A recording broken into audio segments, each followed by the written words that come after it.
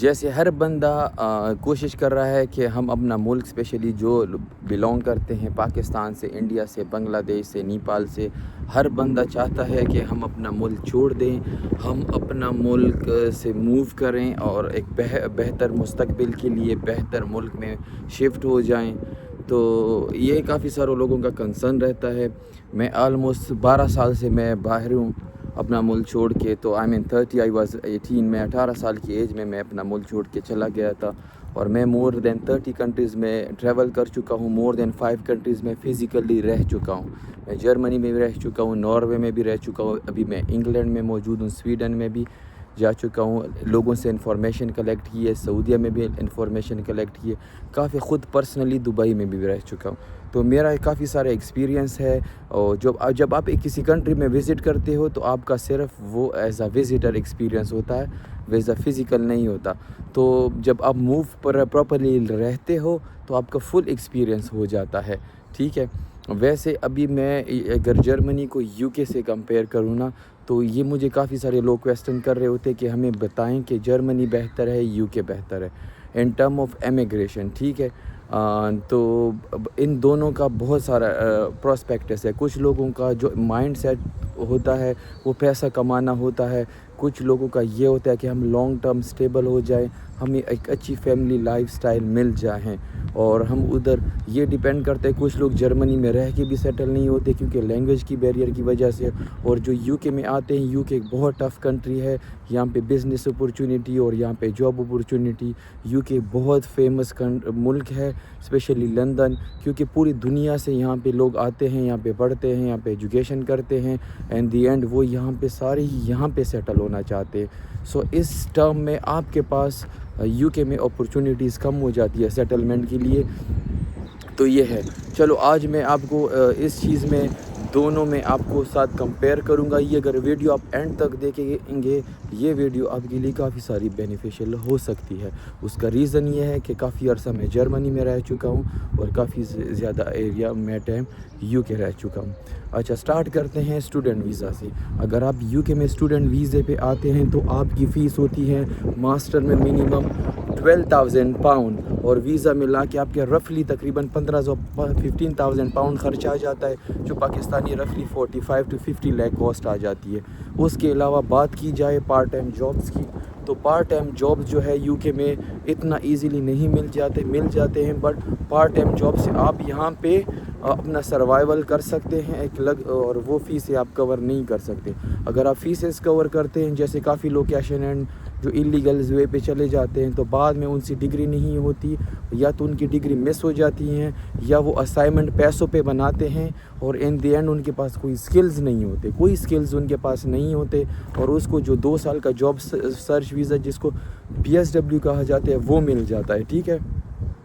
تو PSW جو visa ہے اس پہ وہ لوگ 2 سال میں فل ٹائم کام کر رہے ہوتے ہیں، کوئی سکلز نہیں ہوتے ان کے پاس، پیسے تو وہ بنا لیتے ہیں جو اس نے ہم اپنے ملک سے لگائے ہوتے ہیں، اینڈ دی اینڈ ان کے پاس جو سیونگ ہوتی ہے اس سے وہ اسپانسرشپ لیتے۔ اچھا، اسپانسرشپ کی جو اچیومنٹ ہے نا وہ ہارڈلی 5% بھی نہیں ہے۔ کیا اگر آپ یو کے میں یہاں پہ جاب سرچ ویزا پہ، ورک ویزا پہ سوئچ ہوتے ہو نا، آپ ہر کسی کے ساتھ سوئچ نہیں ہو سکتے۔ لیٹ سپوز میری کمپنی ہے، اگر میرے پاس گورنمنٹ سے آتھورائزیشن نہیں ہے اسپانسرشپ کی، تو میں فارنر کو ہائر نہیں کر سکتا۔ مجھے لوکل برٹش کو یا یورپین کو جن کے پاس پری سیٹل اور سیٹل اسٹیٹس ہے ان کو ہی میں ہائر کر سکتا ہوں۔ اگر میں نارمل بندے کو ہائر کروں گا، ٹھیک ہے، تو اس میں نارمل بندے کو میں ہائر کروں گا، وہ مجھے گورنمنٹ سے اسپانسر لائسنس ہونا چاہیے، ٹھیک ہے، یہ چیز ہے۔ اور دوسری بات یہ کہ لوگ کیا کرتے ہیں، فکس کانٹریکٹ لے لیتے ہیں، پھر اس کو اگر آپ نے لیٹ سپوز 15,000 to 25,000 پاؤنڈ جو مارکیٹ میں کانٹریکٹ مل رہا ہے وہ آپ نے پرچیز کر دیا، ٹھیک ہے، آپ اسی کانٹریکٹ کے ساتھ کانٹریکٹر کے ساتھ آپ کام کر سکتے ہو جو آپ کو ورک پرمٹ ملا ہوا ہے۔ اگر آپ کسی اور کے ساتھ کام کرو گے وہ آپ کو لیگلی کام نہیں کر سکتے، ٹھیک ہے، اور اس پہ آپ کو ہر مہینے 1,000 تک رفلی ٹیکس دینا پڑے گا، دونوں سائڈ کا ٹیکس جاتا ہے، ٹھیک ہے۔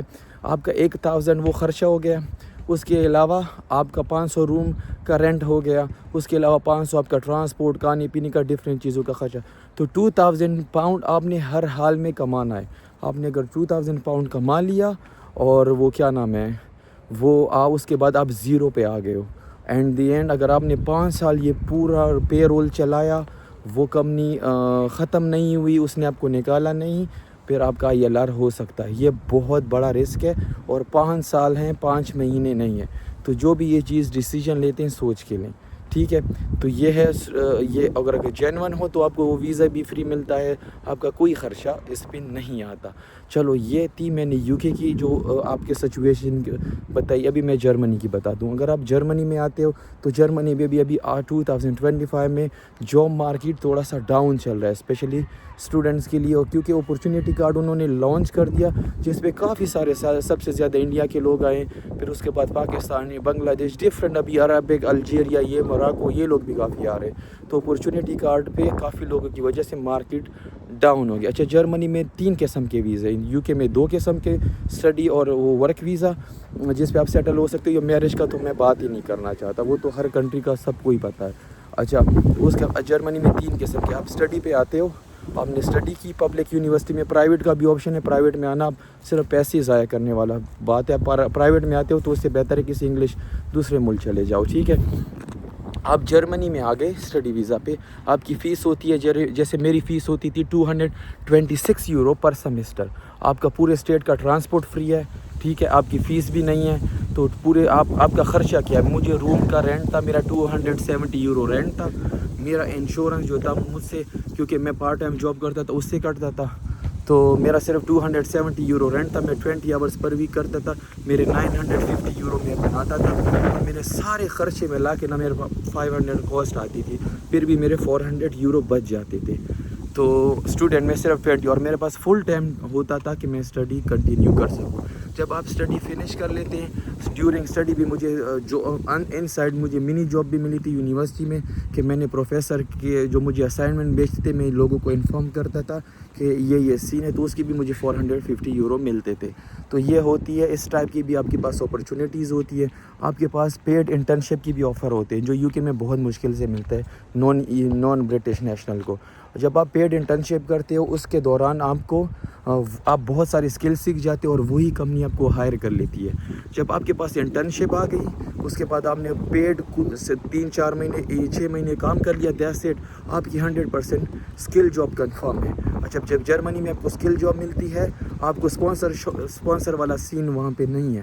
اسپانسر والا کوئی سین نہیں ہے. اگر آپ کو کوئی کمپنی ہائر کر لیتی ہے, آپ نے جرمنی کا B1 کیا ہے, جرمنی سے ڈگری کی ہے, 2 سال بھی فل ٹائم کام کیا ہے, آپ کو PR آپ کا پکا ہے, تو ٹھیک ہے. بٹ آج کل جرمن کا جو مارکیٹ ہے وہ ٹف ہے. آپ کے پاس کم از کم B1 B2 لیول کی جرمن لینگویج ہونی چاہیے. اس کے علاوہ اگر آپ نے C1 کیا ہے اور آپ نے 2 سال فل ٹائم کام کیا ہے, اور اس کے بعد آپ کو پاسپورٹ بھی آپ اپلائی کر سکتے ہو. جرمنی 3 سال میں بھی پاسپورٹ دے رہا ہے. بٹ UK کا جو ہے وہ آپ کا اسٹوڈنٹ ٹائم اور PSW ٹائم وہ کنسیڈر نہیں ہوتا, وہ کاؤنٹ بھی آپ کا نہیں ہوگا. جرمنی میں لینگویج آپ آؤ گے تو پہلے آپ کوشش کرو کہ آپ آنے سے پہلے کہ آپ لینگویج سیکھ بھی سکتے ہو یا نہیں سیکھ سکتے. میں ایسے لوگوں کو جانتا ہوں جو 8-10 سال سے رہ رہے ہیں مگر ان کو لینگویج نہیں آتی, ان سے وہ نہیں سیکھ سکتے, وہ پھر دوسرے ملک میں چلے جاتے ہیں.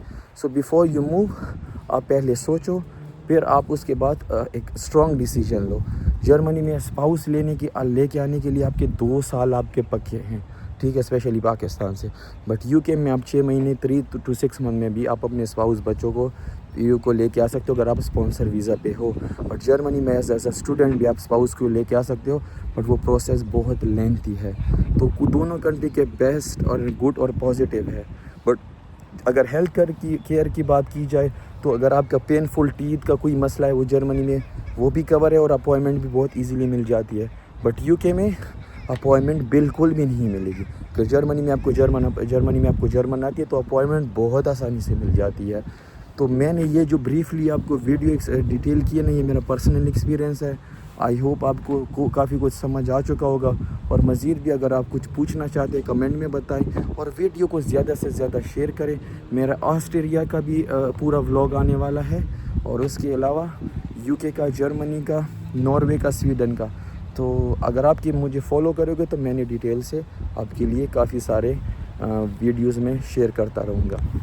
دعاؤں میں یاد رکھیں. اللہ حافظ.